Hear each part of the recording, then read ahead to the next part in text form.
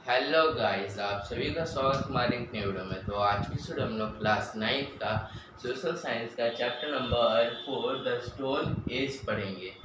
The stone age is the earliest people.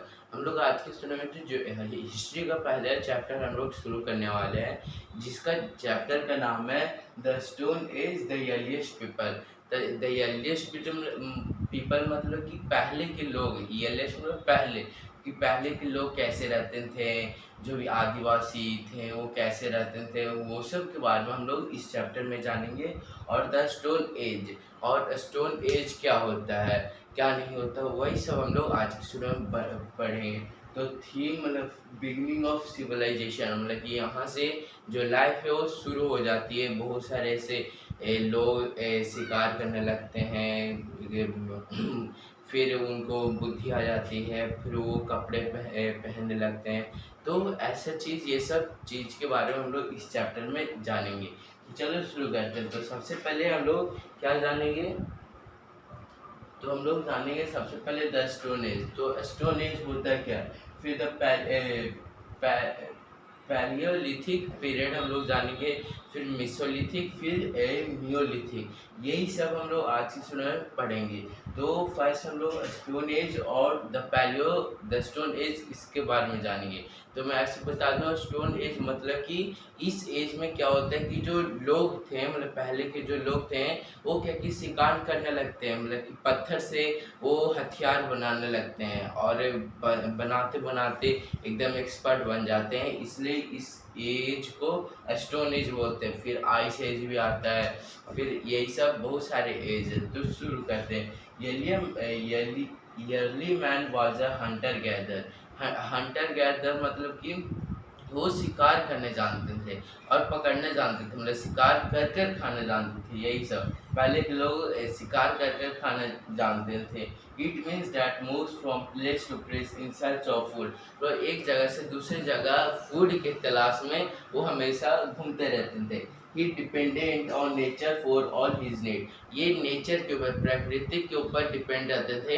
क्यों? क्योंकि जैसे कि अगर प्राकृतिक अगर नहीं रहता, मतलब कि अगर प्रकृति के भरोसे नहीं रहते हैं, तो क्या होता है कि उसके पास खाने नहीं होता।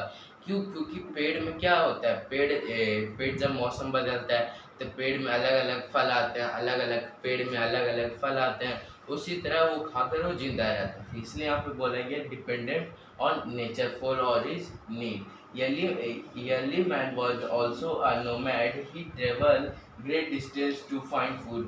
तो पहले के ज़माने में नोमैड थे, मतलब कि बहुत बहुत दूरी डिस्टेंस ट्रैवल करते थे। आप सोच रहे होंगे कि वो घूमते क्यों थे। वो इसलिए घूमते थे कि अगर वो एक जगह रह लेते हैं तो वहाँ पे जितना भी फल है, फिर उसके गाय भैंस के लिए जो भी घास है वो ख़त्म हो जाता। तो फिर वो क्या कहते हैं, और उस अपने जानवरों को क्या खिलाते हैं। इसलिए वो एक जगह से दूसरी जगह घूमते रहते थे। तो फिर यहाँ great distance to find food, we find hunted for wild animals and gather berries, nuts, wild roots and fruit। मतलब कि वो क्या क्या मतलब कि यहाँ पे क्या क्या हंट करते थे, क्या क्या पकड़ते थे। तो सबसे पहले वाइल्ड एनिमल की जो भी जंगली जानवर है उसको पकड़ते थे। फिर बहुत सारे फ्रूट्स हो गया, वाइल्ड फ्रूट्स हो गए, नट्स हो गया, नट्स मतलब काजू किशमिश बादाम, ये सब क्या हुआ, नट्स हो गया। तो अब आगे देखते हैं। तो ये सब चीज़ों पकड़ कर, मतलब कि तोड़ कर पकड़ कर खाते थे। देयर मतलब कि वो रीज़न क्या था घूमने का, वही बताया। There were many reason for his moving from place to place. मतलब बहुत सारे ऐसे रीज़न थे कि वो एक जगह से दूसरी जगह जाते थे। तो पहला रीज़न, इफ़ ये stayed at one place for a long time all the available food would have been eaten up. मतलब कि अगर वो एक जगह रह लेंगे तो वहाँ पे जो आसपास की जितना भी खाना है वो खा जाएंगे, फिर क्या खाएंगे। इसलिए एक जगह से दूसरी जगह घूमते रहते थे। Animals move from place to place in search of grass, water. Early man who was a hunter had to follow their movements। और एनिमल्स इसलिए मूव करते थे कि उसको भी तो खाना खाना है, क्योंकि वो क्या खाते हैं, वो घास ये सब खाते हैं। मांस मछली तो थोड़ी खाते हैं, तो घास ये सब खाते हैं। तो उसके लिए भी तो जरूरी है कि घास हो। अगर वहाँ पे एक जगह रह ले, वहाँ पे सारा घास ही खत्म कर देंगे तो फिर दिक्कत होगा ना। इसलिए वो भी मूव करते हैं। Plants and trees bear fruits in different seasons, so early man had to move in search of different foods, fruits and other product.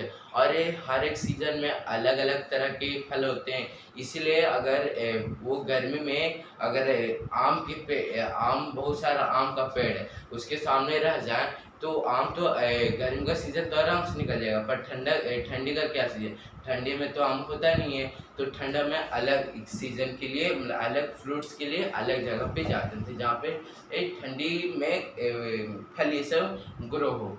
फिर plants and trees bear fruits ये हम लोग देख लेते हैं।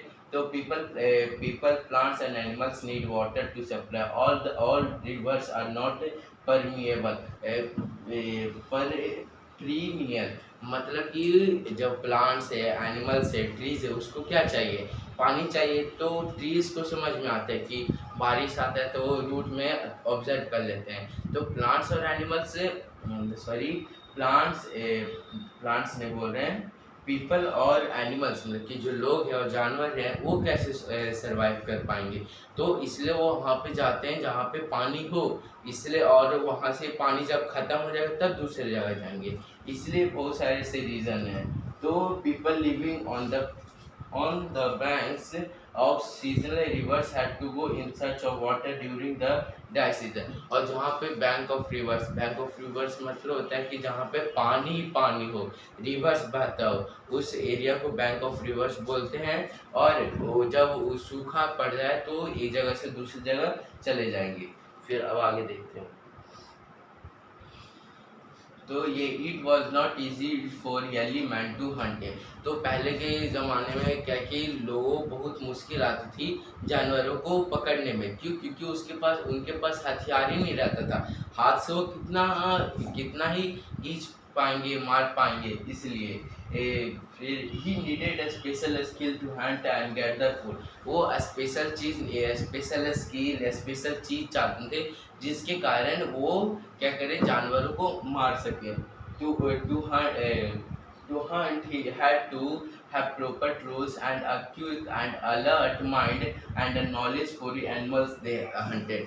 और उनके पास एक अच्छा टूल होना चाहिए, अच्छा माइंड होना चाहिए, क्योंकि अगर मान लीजिए आपके पास दिमाग नहीं है, आपके पास बहुत ही अच्छा गोली आपको दे दिया जाए तो आप कैसे चलाओगे। गोली छोड़ो, आपके पास अगर चाकू दे दिया जाए तो आप कैसे चलाओगे, नहीं चला पाओगे, क्योंकि आपके पास पता ही नहीं रहेगा। और अगर मान लीजिए चाकू भी चलाना आएगा तो कैसे आप चलाओगे, कहाँ पे जानवरों को मारोगे कि वो एक बार में ही मर जाए। तो नॉलेज भी होना चाहिए। To gather food he had to know which food to eat and the knowledge of seasons when he could gather a particular fruits or food। फिर वो जानने लगे कि हाँ किस सीज़न में कौन सा फल आता है, किस सीज़न में मतलब कैसा मौसम रहता है, वो सब के बारे में वो जानने लगे। और किस सीज़न में पर्टिकुलर वो उनको पता चल जाता है कि हाँ खाना फल ये सब कौन से सीज़न में बहुत अच्छा तरीके से मिल जाएगा। In short he needed skill and knowledge. फिर अगर बोले तो उसको स्किल चाहिए और नॉलेज भी चाहिए, क्योंकि नॉलेज चाहिए कि हाँ अगर वो कौन से जानवर है उसको पकड़ने के लिए, हाँ उधर कौन सा पेड़ है खाने के लिए। तो ये early man initially use tools such as sticks और to dig up wild root। Gradually he started making tools out of stone। This led to the beginning of stone age। उसके बाद फिर उन्होंने पत्थर से क्या किया, हथियार बनाने लगे और फिर शिकार करने लगे। तो इस एज को जब वो पत्थर से शिकार करने लगे तो उसी एज को क्या बोल दिया गया, स्टोन एज।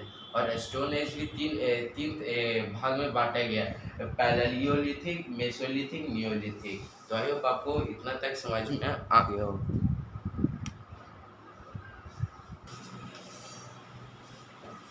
हाँ तो आई होप आपको समझ में आ गया होगा इतना तक कि स्टोन एज क्या होता है। पहले लोग को कैसे पता चला कि हाँ कैसे जानवरों को मारा जाए, किससे मारा जाए, और उनको नॉलेज आया कि हाँ ये सीज़न में क्या होता है और वो एक जगह से दूसरी जगह क्यों जाए। ये सब चीज़ें के बारे में हम लोग आज की वीडियो में जाने। हम लोग नेक्स्ट वीडियो में जो स्टोन एज है तीनों के बारे में हम लोग जानेंगे। सबसे पहले पैलियोलिथिक क्या होता है, मेसोलिथिक क्या होता है, फिर नियोलिथिक के बारे में ऐसे जानेंगे। उसके बाद फिर ये चैप्टर खत्म हो जाएगा। अगर आपकी वीडियो अच्छी लगे तो लाइक शेयर और सब्सक्राइब करना मत भूलिएगा। Thanks for watching, bye bye.